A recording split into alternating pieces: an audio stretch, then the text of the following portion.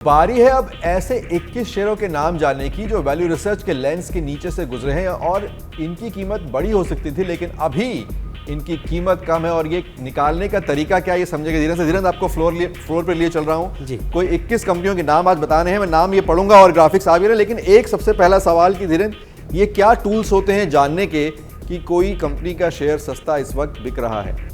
जब बाज़ार में गिरावट का दौर आता है तो सब कुछ गिरता है, बड़ी कंपनियां, अच्छी कंपनियां, बुरी कंपनियां। और एक बड़ा अंतर ये है कि जिन कंपनियों में दम नहीं है वो इस जब बाज़ार बदलेगा, जब बाज़ार घूमेगा, जब बाज़ार में बढ़त का दौर आएगा तो वो नहीं बढ़ेंगी।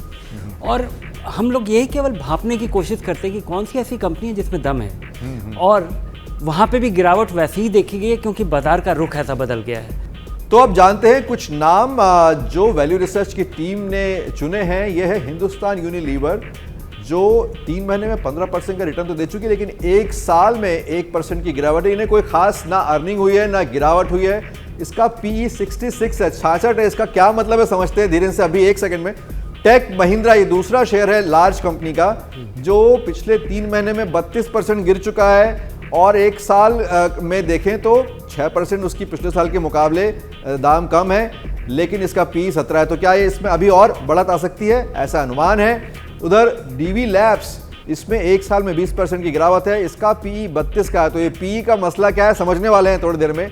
और इसके अलावा एक और शेयर का नाम जो बड़ी कंपनियों में है वो आपको बता दें, बर्जर पेंट्स जो एक साल में करीब 27%, उससे ज़्यादा करीब 28% उसका दाम गिर चुका है। धीरन ये PE जो कहीं 70 है कहीं 32 है फिर भी ये सस्ते हैं, ऐसा कैसे पहचानते हैं? बाज़ार में कोई नियम नहीं है। स्टॉक मार्केट में किसी शेयर का क्या दाम होगा और उस पर, और ये आमदनी के आधार पे, अर्निंग्स के आधार पे ये PE कैलकुलेट होता है। ये एक रेशियो है कि अगर इसको बहुत साधारण तरीके से देखें तो जब आप 17 PE देख रहे हैं तो इसका मतलब ये हुआ कि अगर ये कंपनी जितनी उसका मुनाफा है अगर उतनी ही बनाती रहती है तो 17 साल में आप इसको रिकवर करेंगे। ये सालाना अर्निंग का आप कितना टाइम आप दे रहे हैं, लेकिन इसका मतलब ये है कि अगर कोई कंपनी अपनी आमदनी को बहुत रफ्तार से बढ़ा रही है तो लोग उसके लिए ज़्यादा दाम देने को तैयार हैं जी। तो क्या इसलिए हिंदुस्तान यूनिलीवर का जो स्टॉक है वो 66 के PE पर अभी चल रहा है, यानी इसमें और उम्मीद है बढ़ने की? पहले तो उम्मीद बहुत ज़्यादा थी। और अगर इसको आप देखें कि ये सारी कंपनियां, ये जो 22 कंपनी हैं, इनके चुनने का आधार ये है कि ये अपने आप जो इनका जो PE का हिस्ट्री है, पिछले 5 साल का जो इनके प्राइस अर्निंग रेशियो का जो मीडियन है उसके तुलना में ये उसके नीचे हैं। तो कोई कंपनी किस रफ्तार से बढ़ रही है, रिसर्च निकल के आ रही है। धीरे मैं समझ रहा हूँ, सॉरी मैं बीच में बोल गया कि 5 साल का जो दाम था उसके मुकाबले अभी देखा जाए तो ये शेयर सस्ते हैं। 5 साल जो उनका दाम था उनके अर्निंग्स की तुलना में, उसकी तुलना में आज ये बहुत सस्ते हैं। तो ये सिर्फ दाम की बात नहीं है, कंपनियां कितना मुनाफा बना रही हैं उसके हिसाब से। और आगे बढ़ते हैं, बात करते हैं मझौली कंपनियों के नामों की। मझौली कंपनियों की बात करते हैं और इसमें पहला है कोलगेट पाल्मोलिव जो टूथपेस्ट से लेकर और शेविंग क्रीम से लेकर तमाम प्रोडक्ट्स बनाते हैं। इसमें भी एक साल में 8% की गिरावट। इससे भी उम्मीद है निवेशकों को क्योंकि 5 साल की जो कीमत और उनके मुनाफे का जो रेशियो है वो अभी कम चल रहा है। HDFC एसेट मैनेजमेंट कंपनी 29 का PE चल रहा है, इसका इसमें 34% की गिरावट है एक साल में। इसके अलावा कुछ और नाम एस्ट्रल है और एक और नाम आपको बता दें फटाफट, वो है पेट्रोनेट LNG का। तो ये नाम चल रहे हैं। तो मझौली कंपनियों पे धीरेन्द्र क्या निवेशकों की बड़ी नज़र है?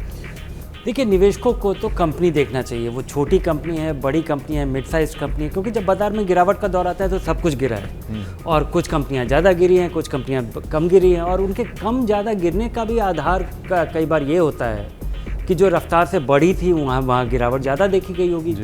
कुछ कंपनियों के बारे में, कुछ सेक्टर्स के बारे में लोग ज़्यादा निराश है कि यहाँ पे महंगाई का असर होगा, उन कंपनियों में वैसा रिवाइवल नहीं होगा जिसकी शुरुआत वो देख रहे थे।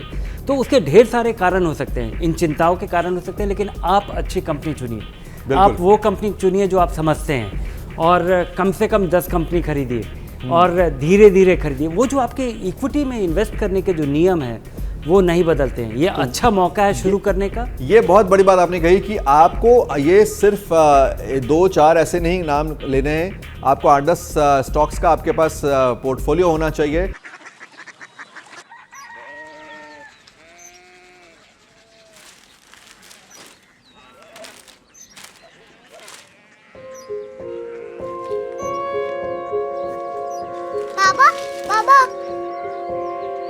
City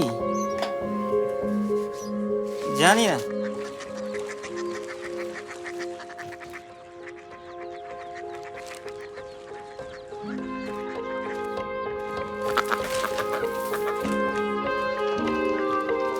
Korea city. हाँ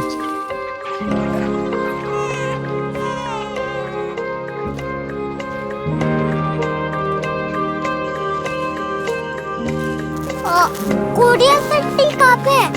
शहर अंग्रेजी लगे हैं।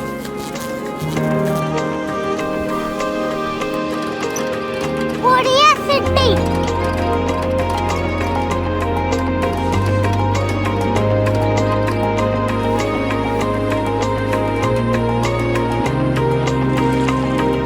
वो बहुत दूर है।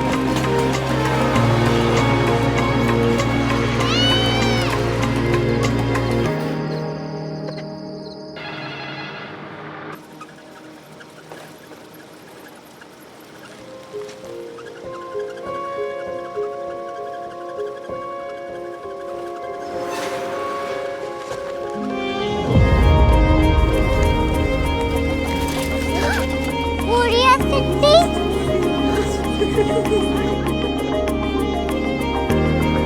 दुनिया कुछ लोग बड़े होते हैं। कोरिया सिटी कहाँ है? प्रोफेसर साहब को पता होगा। हो ये छोटा वाला ग्लोब लगता है और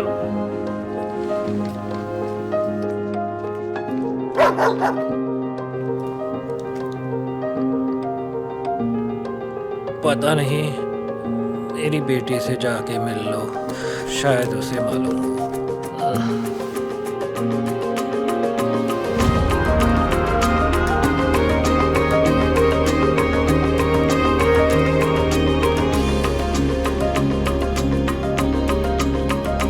हाय, बाबा ने भेजा है। Come here. Korea city. Korea city नहीं, क्यूरियोसिटी। वो क्या? That's what brought you here? जो तुम्हें यहाँ तक ले आया। क्यूरियोसिटी।